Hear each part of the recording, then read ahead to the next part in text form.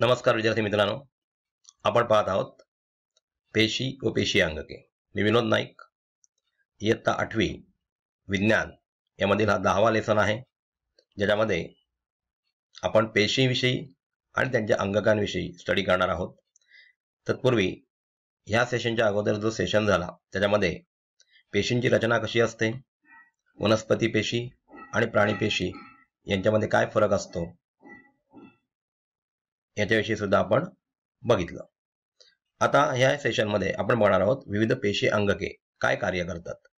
जसं की केंद्रक आहे, त्याच्यानंतर एंडोप्लाझ्मिक रेटिक्युलम आहे किंवा इतर पेशी अंगके जे आपण याच्यामार्फत स्टडी करणार आहोत.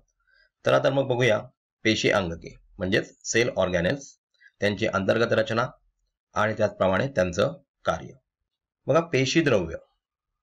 पेशीद्रव्य कुठे असतं तर केंद्रक जो सेंट्रल पार्ट आहे आणि प्रद्रव्य पटल म्हणजे सेल मेम्ब्रेन यांच्यामध्ये जो तरल पदार्थ असतो त्याला पेशीद्रव्य म्हणतात.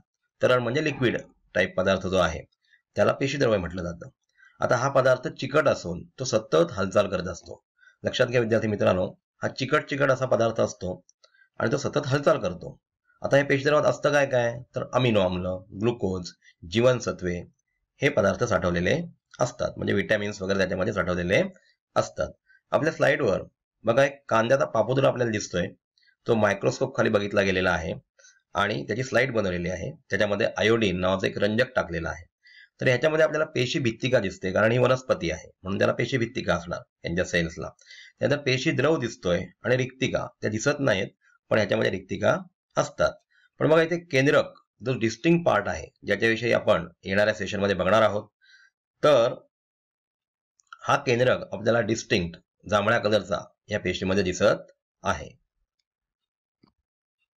मग पेशी अंगके, आता जसे आपल्याला अवयव असतात तसे पेशींना सुद्धा अवयव असतात, ज्या अवयवांना पेशी अंगके म्हणतात. म्हणजे आपले जसे हात, पाय, डोळे, कान, नाक हे अवयव आहेत, त्याप्रमाणे पेशीमध्ये लैकारिका, गॉल्गी कॉम्प्लेक्स, त्याच्यानंतर न्यूक्लियस किंवा एंडोप्लाझ्मिक रेटिक्युलम अशा प्रकारची अंगके त्याला असतात. प्रत्येक अंगकाभोवती मेदप्रथिनयुक्त पटल असतं, म्हणजे एक मेम्ब्रेन आहे, ते मेदप्रथिन याच्यापासून बनलेलं असतं. या पेशींमध्ये फक्त केंद्रक आणि हरितलवक आपण मायक्रोस्कोप खाली बघू शकतो. बाकी इतर अंगके बघण्यासाठी आपल्याला इलेक्ट्रॉनिक मायक्रोस्कोपचा वापर करावा लागतो. म्हणजे विचार करा विद्यार्थी मित्रांनो, हे किती सूक्ष्म असतील. याचं कारण आपल्याला इलेक्ट्रॉनिक मायक्रोस्कोप वापरल्याशिवाय आपल्याला ती अंगके बघता येत नाहीत. चला तर मग पाहूया केंद्रक. केंद्रक म्हणजे काय, त्याची अंतर्गत रचना कशी असते आणि त्याचं कार्य काय असतं, याविषयी आपण पुढल्या स्लाइडमध्ये बघणार आहोत. बघा, केंद्रकाभोवती दुहेरी आवरण आहे, डबल मेम्ब्रेन स्ट्रक्चर आहे आणि त्याला छिद्र असतात. यामधून पदार्थाचे वहन होते. जी छिद्र आहेत त्याच्यामधून अंतर्गत पदार्थाचं वहन बाहेर पेशीद्रवामध्ये होतं. आता आपल्याला माहित आहे केंद्रक म्हणजे न्यूक्लियस मध्ये डीएनएचे थ्रेड असतात. डीएनए म्हणजेच डिऑक्सिरायबोन्यूक्लिक ऍसिड, म्हणजे त्यांना रंगसूत्र असं म्हटलं जातं.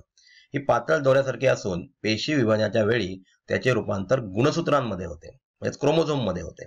आपल्याला माहित आहे आपल्या शरीरामध्ये 46 गुणसूत्र आहेत, म्हणजे ह्युमन बिंगच्या मानवाच्या शरीरामध्ये 46 गुणसूत्र आहेत. त्याच्यापैकी 22 गुणसूत्रांच्या जोड्या म्हणजे 44 ही ऑटोसोम्स असतात. दोघांकडून आई वडिलांकडून मिलन होऊन ती संततीमध्ये आलेली असतात आणि शेवटची जी पेअर असते ती सेक्स ठरवण्याचं काम करते, म्हणजेच सेक्स क्रोमोसोम ते असतात. आता गुणसूत्रावर कार्यात्मक घटक जे आहेत त्यांना जनुके असं म्हटलं जातं, म्हणजे जीन्स असं म्हटलं जातं. आणि तेच जीन्स हे जे आई वडिलांचे किंवा आजी आजोबांपासून आलेले, म्हणजे हे कॅरियर जर असतील तर त्यांच्यापासून आलेले गुणधर्म त्या संततीमध्ये दाखवण्याचं काम करतात. चला तर मग विद्यार्थी मित्रांनो, आपण आता पुढे केंद्रकाची डायग्राम म्हणजे केंद्रक कसं असतं ते बघूया. बघा, आपल्या भोवती एक स्लाइड दिसते, त्या स्लाइडमध्ये केंद्रक दिसतंय, त्याला बाहेर छिद्र तुम्हाला दिसत आहेत. इलेक्ट्रॉनिक मायक्रोस्कोप खाली घेतलेली इमेज आहे आणि केंद्रकाभोवती आवरण दिसते. हे डबल मेम्ब्रेनचं स्ट्रक्चर आहे आणि आतमध्ये एक स्पेरिकल स्ट्रक्चर आहे, त्याला केंद्रकी असं म्हणतात. आणि त्याच्या आतमध्ये रंगसूत्रे असतात, म्हणजे रंगसूत्राचे धागे असतात. तुम्हाला सांगितल्याप्रमाणे त्याचं रूपांतर नंतर गुणसूत्रांमध्ये होत असतं आणि हेच गुणसूत्र ज्याच्यावर कार्यात्मक घटक असतात ते जीन्स हे पुढल्या पिढीमध्ये ट्रान्सफर होऊन आपले जे कॅरेक्टर्स आहेत ते शो करण्याचा प्रयत्न संततीमध्ये करतात. आता याचं कार्य काय आहे बघा. पेशींच्या सर्व चयापचय क्रिया व पेशी विभाजन यावर नियंत्रण ठेवणे. चयापचय क्रिया म्हणजे कुठल्या? मेटाबॉलिक, म्हणजे एखादं अन्न जर घेतलं तर त्याचं पचय करणं, डायजेशन करणं आणि नको असलेला पार्ट बाहेर फेकणं. त्याप्रमाणे जनुकांद्वारे अनुवांशिक गुणाचे संक्रमण पुढील पिढीकडे करणे. हे बघा, हे फार महत्वाचं आहे. तुम्हाला सांगितलं त्याप्रमाणे पॅरेंट्समध्ये म्हणजे त्या मुलाचं स्ट्रक्चर कसं असावं, मुलाच्या चेहऱ्याची ठेवण कशी असावी किंवा वर्ण कसा असावा, हे सर्व आपल्या आई वडिलांचे कॅरेक्टर्स पुढल्या पिढीमध्ये ट्रान्सफर करतात.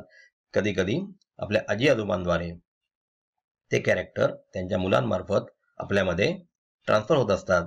तर हे महत्वाचं काम म्हणजे हेरिडिटरी कॅरेक्टर ट्रान्सफर करण्याचं काम ही जनुक म्हणजे जीन्स करत असतात. बघा विद्यार्थी मित्रांनो, आपण आता बघतोय आंतरद्रव्य जालिका म्हणजेच एंडोप्लाझ्मिक रेटिक्युलम. आता ह्याचं कार्य काय असतं? ही जाळीसारखं स्ट्रक्चर आहे बघा. पेशीच्या आतमध्ये विविध पदार्थांचे वहन करणाऱ्या अंगकाला आंतरद्रव्य जालिका म्हणतात, म्हणजेच एंडोप्लाझ्मिक रेटिक्युलम म्हणतात. पेशीच्या आतमध्ये आहेत त्या केंद्रकाला चिकटलेल्या असतात आणि तिथून वहन करण्याचं काम या आंतरद्रव्य जालिका करत असतात. आंतरद्रव्य जालिका म्हणजे तरल पदार्थांनी भरलेल्या सूक्ष्म नलिका व पट एकमेकांना जोडलेले जाऊन बनलेले जाण्यासारखी रचना असते. बघा पुढल्या स्लाइडमध्ये आपण इथे स्ट्रक्चर बघणार आहोत की तरल पदार्थ, तरल म्हणजे लिक्विड सारखा पदार्थ, जसा तो सायटोसोल म्हणून पेशी द्रव्य काम करतो त्याप्रमाणे हा तरल पदार्थ आहे आणि तो वहन करण्याचं काम या आंतरद्रव्य जालिका म्हणजेच एंडोप्लाझ्मिक रेटिक्युलम करत असतात. बघा आंतरद्रव्य जालिका आतील बाजूने केंद्रकाला तर बाहेरील बाजूने प्रद्रव्य पटलाला जोडलेली असतात. प्रद्रव्य पटल म्हणजेच सेल मेम्ब्रेनला जोडलेली असतात. म्हणजे आतून ते कोणाला जॉईंट आहेत? तर केंद्रकाला. आणि आपल्याला माहित आहे केंद्रकापासून जे पदार्थ बाहेर न्यायचे आहेत ते बाहेर ट्रान्सपोर्ट करण्याचं महत्वाचं काम या आंतरद्रव्य जालिका करत असतात. आता यांच्या पृष्ठभागावर जर रायबोझोम्सचे कण असतील, रायबोझोम्स म्हणजे आता खडबडीत दिसतो तो भाग, तर त्याला खडबडीत आंतरद्रव्य जालिका म्हणतात. आता हे जे रायबोझोम्स असतात ते प्रोटीन सिंथेसिसचं काम करत असतात. म्हणजेच पृष्ठभागावर रायबोझोम असतील तर त्या रफ एंडोप्लाझ्मिक रेटिक्युलम किंवा खडबडीत आंतरद्रव्य जालिका त्याला म्हटलं जातं. आणि हे रायबोझोम नसतील तर त्याला स्मूथ एंडोप्लाझ्मिक रेटिक्युलम असं म्हटलं जातं. तर अशा प्रकारे आंतरद्रव्य जालिका ही कार्य करत असते. याच्या पुढल्या स्लाइडमध्ये आपण बघणार आहोत की आंतरद्रव्य जालिकेचं स्ट्रक्चर कसं आहे आणि तिची कार्य काय आहेत. याच्यापूर्वी आपण बघितलं की केंद्रक, कारण ही जी सर्व अंगके आहेत ही या पेशीमध्ये असतात आणि पेशीमध्ये त्यांची महत्वाची कार्य असतात. बघा याचं महत्वाचं कार्य काय आहे तर पेशीला आधार देणारी चौकट तयार करणं म्हणजे सपोर्टिव्ह नेचर या आंतरद्रव्य जालिकेचं असतं. त्याचप्रमाणे प्रथिनांचे वहन करणे. आपल्या शरीरामध्ये प्रथिन, प्रोटीन्स जो नायट्रोजन बेस आहे याचं खूप महत्व आहे आणि त्यांचं वहन करण्याचं महत्वाचं काम जे आहे ते आंतरद्रव्य जालिका करत असतात. तिसरं, अन्न, हवा, पाणी यांमार्फत शरीरात असलेल्या विषारी पदार्थांना जलद्रावणीय करून शरीराबाहेर टाकण्याचं काम म्हणजे ट्रान्सपोर्टचं काम या रायबोझोमच्या मार्फत होत असतं. म्हणजे अन्न, हवा किंवा पाणी यांच्या मार्फत आपल्या शरीरामध्ये काही विषारी पदार्थ जातात आणि ते जलद्रावणीय करून त्यांना शरीराबाहेर टाकण्याचं महत्वाचं काम जे आहे ते एंडोप्लाझ्मिक रेटिक्युलम म्हणजेच आंतरद्रव्य जालिका करत असतात.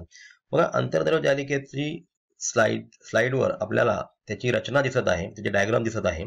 त्याच्यामध्ये बघा डॉट डॉट डॉट दिसत आहेत, म्हणजे ते म्हणजे काय असतात तर खडबडीत आंतरद्रव्य जालिका आहे. आतून बघा ती केंद्रकाला जॉईंट आहे आणि त्याच्यानंतर ती बाहेर येऊन त्या पेशी द्रव्यामध्ये विविध पदार्थ जे आहेत त्यांचं वहन करण्याचं काम ही आंतरद्रव्य जालिका करत असते. तर अशा प्रकारे आपण या स्लाइडमध्ये आंतरद्रव्य जालिकेविषयी बघितलं. तर विद्यार्थी मित्रांनो, आपण या सेशनमध्ये काय काय शिकलो बघा. फार महत्वाची गोष्ट आहे, ही जी दोन अंगकं आपण बघितली ती आपल्या शरीरामधील पेशीमध्ये फार महत्वाचं काम करत असतात. पहिलं म्हणजे आपण बघितलं केंद्रक, केंद्रकाची रचना बघितली की केंद्रकामध्ये कशा प्रकारे डबल मेम्ब्रेन स्ट्रक्चर आहे. केंद्रकामध्ये डीएनएचे फायबर्स असतात, थ्रेड्स असतात, ज्या थ्रेड्सना रंगसूत्र असं म्हटलं जातं आणि त्या रंगसूत्रांचं पुढे पेशी विभाजनाच्या वेळेला गुणसूत्रांमध्ये विभाजन होतं. गुणसूत्र नंतर त्याच्यावर जो कार्यात्मक घटक आहे त्याला जीन्स म्हणतात. हे आपण बघितलं जनुक असं म्हणतात आणि या जनुकांचं कार्य ज्या वेळेला संतती निर्माण होते त्यावेळेला अशा प्रकारचे जीन्स पॅरेंट्स कडून आपल्या संततीमध्ये जातात आणि तिथून मग ते त्यांचे जे गुण असतात, त्यांचे जे कॅरेक्टर्स असतात ते त्या संततीमध्ये उतरवतात. फॉर एक्झाम्पल आपण असं पण बघू शकतो काय कित्येक वेळेला आजोबांच्या चेहरा आणि त्या नातवंडाचा चेहरा सेम आहे, म्हणजे याचा अर्थ हे आता कॅरियर होतात, त्यांची जी मुलं असतात ती कॅरियर होतात आणि त्यांच्या मार्फत हे कॅरेक्टर्स ट्रान्सफर होतात. लक्षात ठेवा, कॅरियर सुद्धा असतात, त्यांची मुलं किंवा त्यांची मुलगी हे कॅरियर होऊन त्या संततीमध्ये ते गुण उतरवतात. याविषयी आपण केंद्रकामधील महत्वाचा घटक बघितला. त्याच्यानंतर आपण बघितला होता अंतर्द्रव्य जालिका. आपल्याला माहितच आहे अंतर्द्रव्य जालिका दोन प्रकारच्या असतात. कोणत्या कोणत्या? तर खडबडीत अंतर्द्रव्य जालिका आणि गुळगुळीत म्हणजे स्मूथ एंडोप्लाझ्मिक रेटिक्युलम. तर खडबडीत जे असतात म्हणजे रफ एंडोप्लाझ्मिक रेटिक्युलम जो आहे त्याच्यावर प्रोटीन्सचे बारीक बारीक कण असतात किंवा त्याच्यावर डॉट डॉट स्ट्रक्चर असतं आणि हे स्ट्रक्चर म्हणजे तिथे प्रोटीन सिंथेसिस केलं जातं.